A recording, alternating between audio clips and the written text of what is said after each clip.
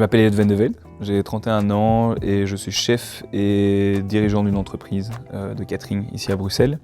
Et on développe des projets sociaux avec notre ASBL. Nos projets sociaux ont comme but de lutter contre le gaspillage tout en redistribuant ces invendus préparés pour les personnes dans le besoin. On a créé des liens avec le groupe Métro ici à Bruxelles. On récupère leurs invendus 2 jours semaine pour les traiter avec nos équipes bénévoles et les redistribuer à travers les associations avec lesquelles nous avons créé des liens. On a Lilo, qui est une ASBL qui existe depuis une 40aine d'années à Saint-Gilles. On leur apporte quotidiennement le lunch et le dîner du soir. Et on a l'ASBL Camiano qui vient d'Italie et où on développe pour 160 personnes par semaine de la nourriture. Pendant le Covid, on a fait ouvrir la structure Hero Meals qui était donc à Anvers.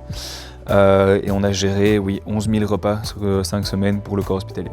Je pense que chaque jour a son lot en fait, de surprises. Et que ce soit dans la trouvaille d'un vendu, que ce soit dans les personnes avec qui tu travailles ou avec qui tu vas apporter de la nourriture, tu as toujours quelque chose en fait, qui se passe. C'est juste génial. Voilà. Pour le moment, on a réussi à contracter véritablement l'amas de travail qu'on avait avant en 3 jours. Donc on est le lundi, mercredi et vendredi à fond sur notre ASBL.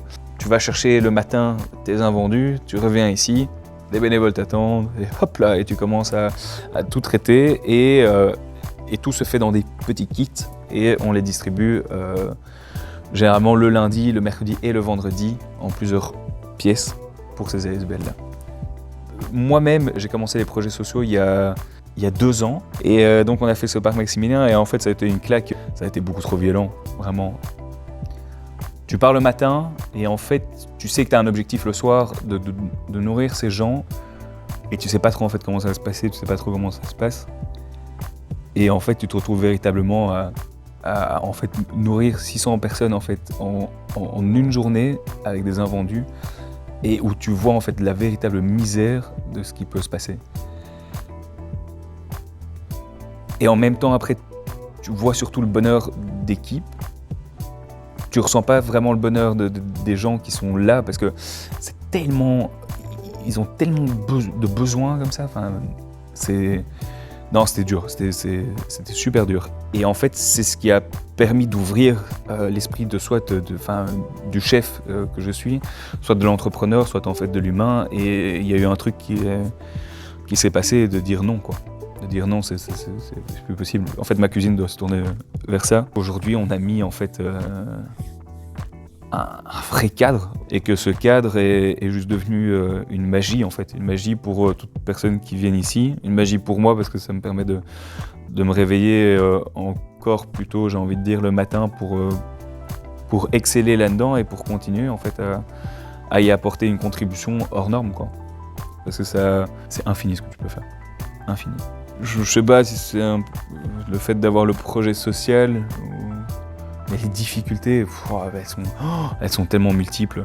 Elles sont tellement multiples parce qu'il ne faut jamais oublier en fait une chose. Tu n'es pas né avec un savoir monstrueux. Et quand je dis savoir, c'est expérience. Tu peux avoir le savoir, mais tu peux ne pas avoir d'expérience. Dans les deux, il y avait une balance qu'on devait trouver. On a eu des gens dans nos bénévoles qui venaient en fait à la base cuisiner, qui se retrouvent en un coup derrière un bureau. Et de cette manière-là, ce qui est juste extraordinaire, c'est de voir que tu as des profils comme ça qui se mettent petit à petit et qui comblent en fait des petits trous. Et ces difficultés-là, c'est après de les manager. Énorme difficulté aussi d'expliquer les choses comme tu le rêves ou comme tu le penses. En fait, on recherche vraiment aujourd'hui des compétences qu'on n'a pas. Et ces compétences qu'on n'a pas, c'est vraiment ce RH, cette logistique, cette idée d'investissement, cette idée de fonds qu'on pourrait peut-être chercher et trouver, et de valoriser aujourd'hui nos actions d'une meilleure manière afin de les rendre plus rapidement efficaces, quoi. Vraiment. Donc ça, c'est vraiment pour nous ce qu'on recherche aujourd'hui. Je rêve d'un monde où notre impact sera vraiment étendu par rapport à ce qu'on fait aujourd'hui. C'est un modèle qui est complètement duplicable, c'est un modèle qui est totalement facile à partir du moment où on y met un canevas autour. C'est un modèle qui peut se mettre dans plusieurs villes, c'est un modèle qui peut être vraiment connecté à plusieurs acteurs, qui peut être en même temps connecté à tes fournisseurs, qui peut être en même temps connecté aux gens qui sont dans le besoin, aux gens de ton quartier, etc. Donc en fait, si maintenant nous, on est les géants de ce truc-là, ouais, voilà, génial. Génial de pouvoir en fait juste faire quoi? Un mot, tu vois. En fait, c'est c'est hyper utopique, mais c'est génial. J'aimerais être l'iPhone de la bouffe sociale.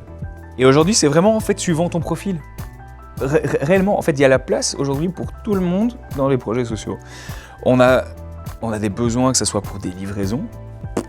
Ok, pas toujours, en fait, les gens n'y pensent pas toujours, mais pour nous, oui, c'est un gain de temps énorme. Des gens qui ont le temps de pouvoir se dire « je fais des livraisons », c'est extraordinaire déjà. Après, on peut avoir des gens qui viennent une fois par mois, parce que ce une fois par mois peut leur valoriser quelque chose aussi pour eux, et peut leur ouvrir sur d'autres choses peut-être qu'ils font, parce qu'on leur apprendra quelque chose. Donc, je veux dire, tu peux matcher sur plein de profils, on est porte ouverte évidemment à tout ça, et au plus on a de personnes, au plus on peut mener des actions intelligentes. Bah fonce. Qu'est-ce qui pourrait de nouveau, tu vois, être une erreur ? Tu vois, je veux dire, en fait, tout dépend de ta cause, hein, attention. Hein, je veux dire, il y a des choses qui sont aujourd'hui préétablies. Hein, il y a des petits scénarios qui existent, et des fameux même. Je veux dire, il y a des ASBL qui sont là depuis des années, qui ont leur cadre et qu'il faut respecter, mais à la lettre. Je veux dire, nous, on va pas arriver aujourd'hui se mettre en face d'une ASBL et de dire « Oh, on est mieux que vous ». Mais non, mais pas du tout. Enfin, on se bat pour la même chose. Donc, je pense que la personne qui aujourd'hui crée un projet a 10 000 fois plus d'obligations à être connectée avec des ASBL existantes. Pourquoi ? Parce que ces ASBL existantes ont véritablement un canevas qui est indestructible. Ces gens sont reconnus par les personnes dans le besoin. Ils ont en plus de ça chez eux de la psychologie par rapport aux gens qui viennent, donc ils savent expliquer les choses, ils savent être là pour eux. Et ils travaillent en fait depuis des années pour réussir à garder une stabilité quelque part. Donc ne viens pas t'implanter comme un furieux là-dedans. Tout dépend à mon avis de ton projet. Maintenant, fonce, appelle-moi aussi si tu veux. Hein. On a plein de connexions dans 10 000, de 10 000 façons, on a réussi à créer plein de connexions. Et le social est infini en fait. Donc c'est pour ça que je pense que tu peux foncer aujourd'hui dans l'optique d'avoir une image claire de ce que tu as envie d'apporter. Maintenant, voilà, pas besoin d'aller chercher le mieux que quelqu'un d'autre. C'est la communion de plusieurs structures qui font la réussite de l'idée imaginée au départ.